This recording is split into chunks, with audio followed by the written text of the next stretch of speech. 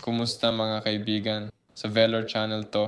Ngayon, ipapakita ko kung paano ipakita ang nilalaro mo sa Discord sa phone. Buksan ang Discord, pindutin ang way, tapos pindutin ang settings. Dito, kailangan i-click ang content at social. Mag-scroll pababa.